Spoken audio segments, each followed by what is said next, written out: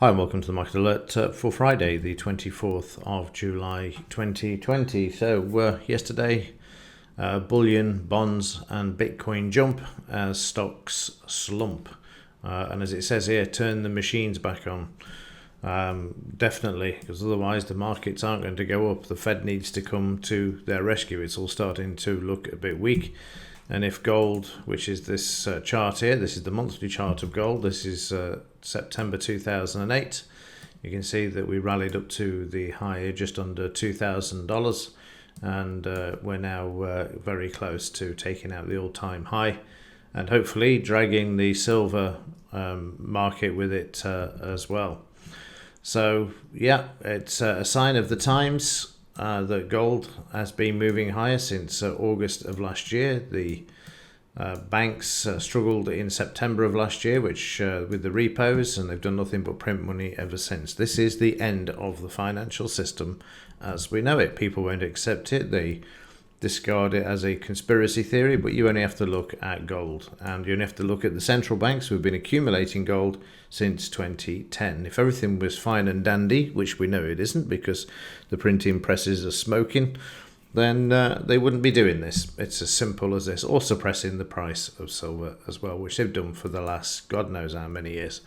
But now, even after 2 days of trying to sell 50 billion ounces of silver paper, futures contracts into the market, silver has held up, and never seen that. And I've been trading silver since 1993, which you will have seen in the end of the financial road with the options contract notes back in 1993 when I traded through a company in California when I first started trading, and that was before the internet and just phone orders.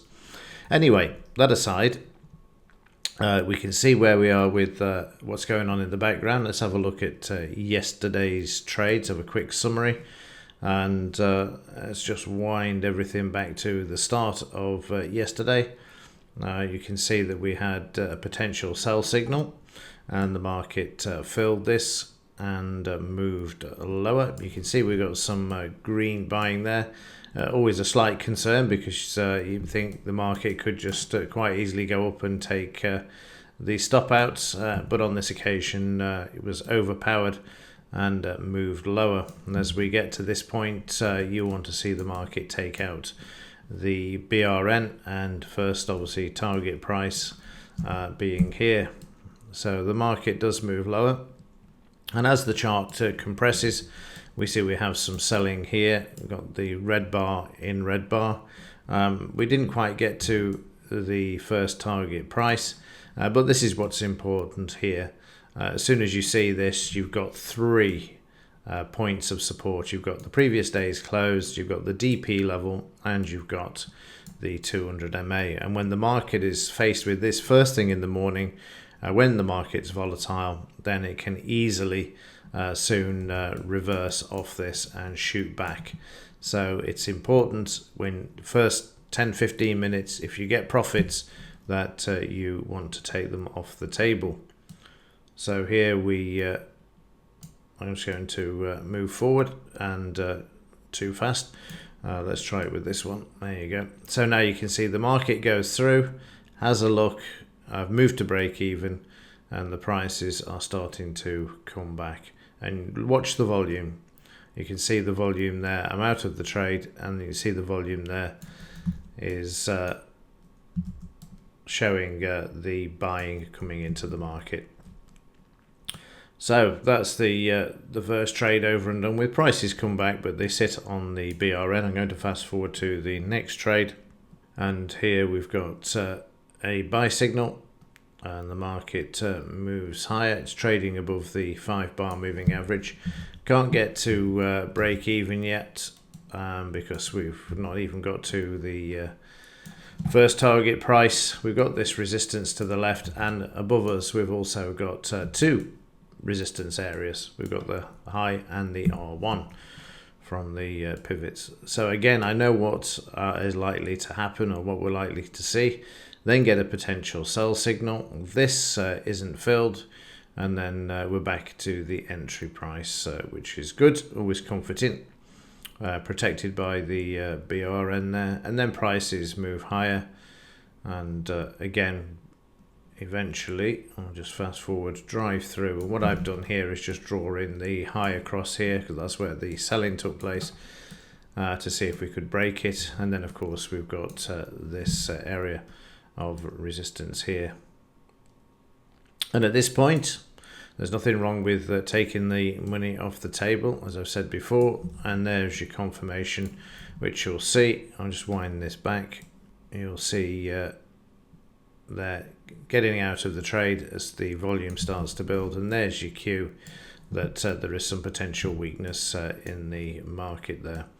And they were the only two trades in the morning session. I'll just fast forward. You can see prices coming back, and this was interesting as well, because we've got these little bars here where the market does absolutely nothing. The sellings disappear, whatever weakness was here, and then all of a sudden we move back to the upside. You can see how the resistance is stopping the market moving high. You've also got this resistance now where we'd seen the profit taking before. So again, let's just fast forward through this, and you'll see the market break. And what I'm doing here is again drawing in the high just to see what weakness is about. And then eventually, you'll see, I'll bring it back. You'll see that prices move lower, but we didn't get a signal there. And then we went into a break for the morning, and then moved into the afternoon, which I'll just fast forward into. So here is the Dow, and what I actually did was switch to the DAX. The Dow hadn't moved. It's unbelievable, isn't it? You change focus, you think, well, the Dow's moving more than the DAX. Then in the last 2 days, the DAX has moved more than the Dow, and it was just sideways. So what I actually had done is actually bought the DAX, and then as prices were moving high, we were confronted by the crude oil news, which used to be a high impact news item. And this was out at I think 3:30, something like that. So it was already long, but it was a case of moving the stop to break even on this trade. And you'll see eventually, there you go, you can see I moved the stop to break even on it. And it was a matter of seeing if the market would take me out before the news, and it came back and took me out. Which was fine. I'll just fast forward this so you can see, and there's the contract note. So that was it, and then of course the news was released. As I've said before, even medium impact news items at the moment treat them as major or high impact because of what they've been doing with some of them. And obviously in this case it was the right thing to do as prices move lower. And then I think that was it for the afternoon. Every trade is just a new trade for me. Just move on to the next one.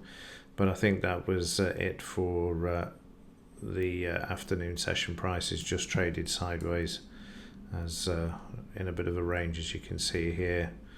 And then through to the close there, which, so just the one in the afternoon, and that was just out at break even, as you see on screen there. Okay, let's have a look, see what the market has done overnight. Start off with the DAX, and you can see there's weakness in the DAX. We traded up to the 89%. We had the potential weakness, which I highlighted 2 days ago, and now prices are moving lower.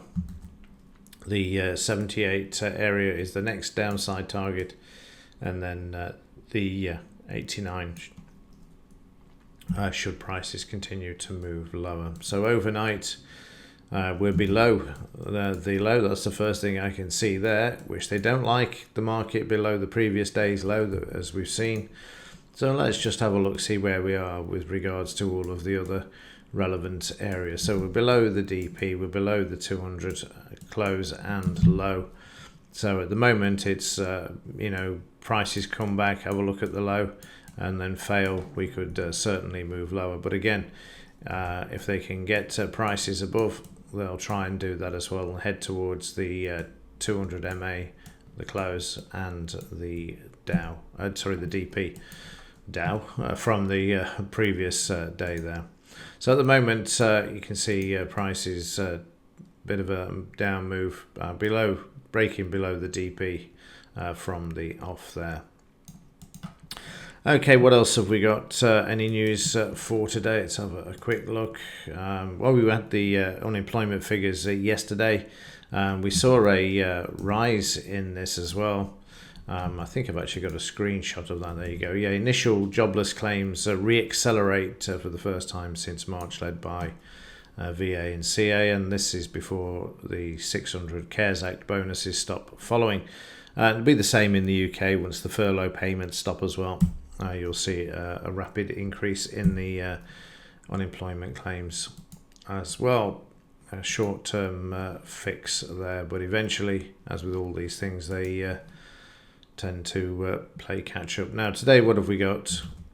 We've got a couple of high-impact news items. In fact, we've got 3. They're all early on. But anything after 9, there's all of these, the flash ones, so it's going to be a bit of a pain.